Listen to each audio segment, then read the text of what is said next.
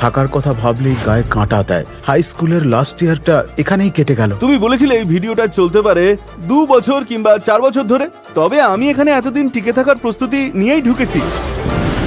জীবনের 4টে মাস এই ম্যানশনে আমি কাটালাম। মাত্র একজনই বিজয়ী হয়ে বাড়িটার মালিক হবে, আর সে আমিই হব, তা নিয়ে নো ডাউট। আমার ফ্যামিলিটা টাকার অভাবে খুব কষ্টে আছে, বড্ড নার্ভাস লাগছে সত্যি। বাড়ির সবাই আমার দিকে চেয়ে বসে আছে, আর ভগবান কোনো বিশেষ উদ্দেশ্যেই আমায় এখানে পাঠিয়েছে।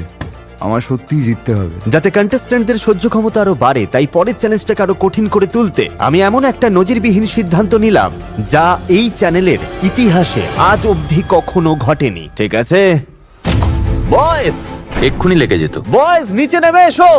ও গড, আজ আবার কি হবে জিমি? এই ভিডিওর পরের চ্যালেঞ্জ হলো ডান হাতটা সবাই তোলো। চ্যালেঞ্জটা হলো যার হাত সবার শেষে এই ম্যানশন থেকে সরে যাবে বাড়ি তার হবে। ও ভগবান। ঠিক আছে, হয়ে যাক তাহলে, কিন্তু একটা টুইস্ট আছে। হ্যাঁ হ্যাঁ, $6 লাখ ওখানে রেখে দাও। ও হে ঈশ্বর। দাঁড়াও দাঁড়াও, কি করতে চাইছো? তোমাদের চোখের সামনে আছে গাইজ পুরো $6 লাখ ক্যাশ। ও আর তোমরা যদি আমাকে এই চ্যালেঞ্জটা কমপ্লিট করতে দাও, তাহলে আমিও হাতে হাত রেখে দেওয়াল ছোবো।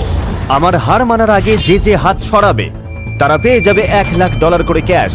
কিন্তু যখন আমি চ্যালেঞ্জ থেকে বেরিয়ে যাব, তখন পুরো প্রাইজ মানি সরিয়ে নেওয়া হবে। তাই $1 লাখ ক্যাশ পেতে চাইলে আমার হাত সরাবার আগে তোমাদের হাত সরাতে হবে। ও মাই গড। আমার মতে এটা করা উচিত। কিন্তু যদি আমি জিতে যাই, বাড়িটা আমার হয়ে যাবে। জানি না জিমি আগের মতো পারবে কিনা। ও মাই গড,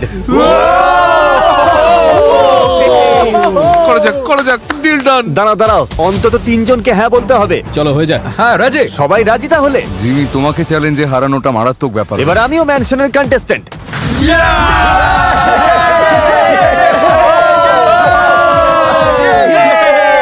তোমাকে আমার মতোই লাগছে, ফাটাফাটি লাগছে তোমাকে। Thank you, thank you. লাগছে ভাই। দেওয়ালের ওপর হাত রাখো। চ্যালেঞ্জ তাহলে অফিসিয়ালি শুরু হলো। যদি তোমার হাত সরে যায় দেওয়াল, মেঝে বা কাউন্টার থেকে, সে হেরে যাবে এই ম্যানশন। আসলে আমরা হারবো, কারণ আমিও তো গেমে আছি। ও গড। কারোর হাত দেওয়াল থেকে সরছে কিনা কড়া নজর রাখতে হ্যান্ডকাম নিয়ে এসো। অসম্ভব। ওরে বাপ রে। জিমি, তুমি কতদিন টিকবে? যতদিন আমি শ্বাস নেব ততদিন। ছাড়ো তো ভাই। $1 লাখ কিন্তু সহজ কথা নয়। তোমরা কি ভেবে দেখেছো? তা তো বটেই। হ্যাঁ ভাই, মাথায় ওটাই ঘুরছে।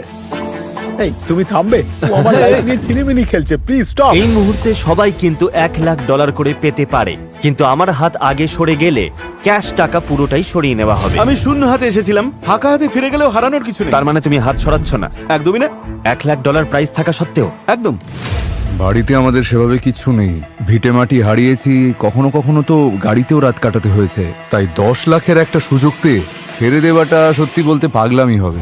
ও আদৌ 24 ঘন্টা থাকবে কিনা কে জানে। হ্যাঁ আমি জানি। সত্যি বলতে ওই রিস্ক নেওয়ার বান্দা আমি নই। আমিও নয় ভাই, এত বড় চোখে নেব না। কি নিয়ে কথা বলছো তোমরা? ও ও ও, জিমি বাধ্য করো না প্লিজ। সত্যি বলতে এক রাত চিল করতে দারুণ লাগতো। তাই নাকি? তাহলে মজা করা যাক। তাড়াহুড়ো কিসের? তুমি তুমি। তোমরাই তারা। আরে হ্যাঁ, তুমি। আমি তো এখানে থাকতেই এসেছি। তুমি যে থাকবে কোনো ভরসা নেই। শোনো, 115 দিন তোমার সঙ্গে আমি এক ছাদের নিচে আছি, আর 31 দিন হাত করা পড়ে কাটিয়েছি আমরা। তাই তুমি কাটলে আমিও কাটবো। দাঁড়াও, ও কাটলে তুমিও কাটবে? অসম্ভব। মানে যদি ওরা দুজনেই চলে যায়, তাহলে আমার আর থাকার কোনো মানে হয় না। সত্যি বলছো? কিন্তু প্রতিটা আউটের সাথে সাথে $10 লাখ বাড়ি জেতার চান্স তো আরো বেড়ে যাচ্ছে। জানি জিমি, অনেক দূর এসেছি, কতই না ভালো স্মৃতি বানালাম। এরা সবাই আমার ফ্যামিলির মতো হয়ে গেছে। গেমের পরেও আমরা বেস্ট ফ্রেন্ডই থাকবো। যাই হয়ে যাক, আমরা সবাই একসঙ্গেই থাকবো। তোমাকে তো আগেই বলেছি যে হাত করা পড়ার পর থেকেই তোমার সঙ্গে একটা আলাদা বন্ডিং হয়ে গেছে। তুমি গেলে আমিও শেষ, আমরা খুব ক্লোজ হয়ে গেছি। তোমাদের জন্যই এত দূর টিকতে পারলাম। থ্যাঙ্কস আ লট। এই চললাম আমি। আরো অফিসিয়ালি হয়ে গেল। হাত সরিয়ে নিল। বাপ রে বাপ। আর মাত্র 6 জন বাকি। বুঝতেই পারছি না কি বলবো। এই নাও তোমার ক্যাশ।